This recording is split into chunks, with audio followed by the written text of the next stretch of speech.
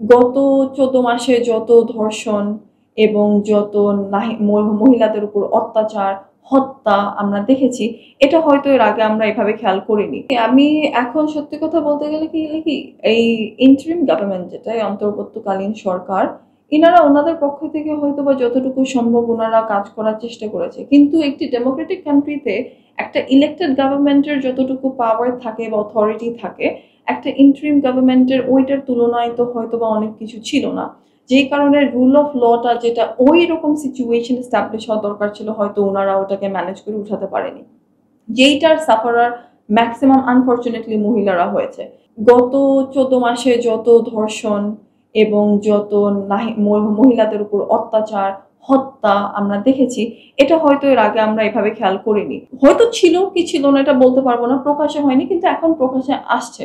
কিন্তু নারীদের জন্য একটি সুরক্ষিত জায়গা, একটি সুরক্ষিত দেশ এবং ২০২৫ সালের মতন জায়গায় যেখানে আমরা আমাদের কান্ট্রিটাকে একটা ডেমোক্রেটিক কান্ট্রি হিসেবে বলে থাকি, আমাদের দেশে নারী নেতৃত্ব ছিল দীর্ঘ বছর এবং আমাদের দেশে নারীরা যেখানে সংখ্যায় বেশি, আমাদের দেশে আপনি যদি ডেভেলপমেন্টের কথা চিন্তা করেন, আপনি খেয়াল করে দেখেন বাংলাদেশের one of the biggest sector is RMG.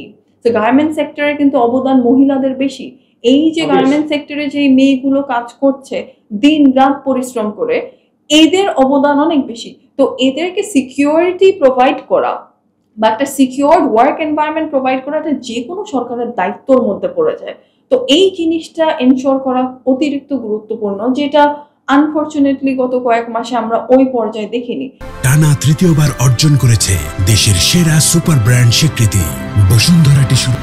তো এইটার বিষয়ে কাজ করাটা খুবই ইম্পর্টেন্ট। এবং আরেকটা জিনিস যেটা আমি গুরুত্বপূর্ণ আমি খুবই ইম্পর্টেন্ট বলে আমি মনে করি, সেটা হলো যারা এরকম খারাপ কাজের সাথে জড়িত থাকে, যেগুলো ফলে ধর্ষণ বলেন বা মেয়েদেরকে কিডন্যাপ করে নিয়ে যাওয়া, খালি মেয়েরা না, আপনি বাচ্চা শিশুদেরকেও নিয়ে যাচ্ছে, শিশুরাও এখান থেকে হ্যাঁ, বিচার ব্যবস্থা থাকলেও বিচার ব্যবস্থাটা কিভাবে এটাকে অ্যাপ্লাই করা হচ্ছে এটাই তো দেখার বিষয়। এটাই বলতে চাচ্ছি, বিচার ব্যবস্থা থাকলেও এখানে স্যাংশনটা ইজ ভেরি ইম্পর্টেন্ট।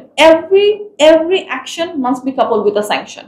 আপনি যদি একটা অ্যাকশনকে যদি আপনি সাথে সাথে ওইটাকে নিয়ে আপনি স্ট্রিক্ট অ্যাকশন না নেন, মানুষ কিন্তু এইটার আপনার ইভেন্চুয়ালি একটা অপরচুনিটি ধরে নেয় যে ঠিক আছে এটা এখানে হয়েছে, আমি করলে আমার কোনো অসুবিধা নেই। সো এইসব জিনিসগুলোকে একটু স্ট্রিক্টলি হ্যান্ডেল করা যদি যায়, তাহলে ইনশাল্লাহ চিন্তা করি আগামীতে হয়তো বা এটা ওভারকাম করা পসিবল হবে।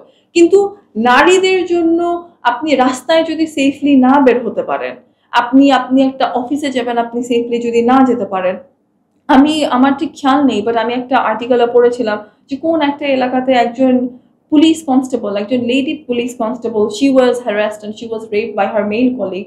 তো যারা প্রশাসনের সাথে থেকেই যদি একজন নারী যিনি প্রশাসনের সাথে ইনভলভ আছে এবং উনি যদি এইসবের ভিকটিম হয়ে যায়, তো তখন আমাদেরকে প্রশাসনের অথরিটিটা কিভাবে কাজ করে এইটা আমাদেরকে আবার রিভাইজ করতে হবে।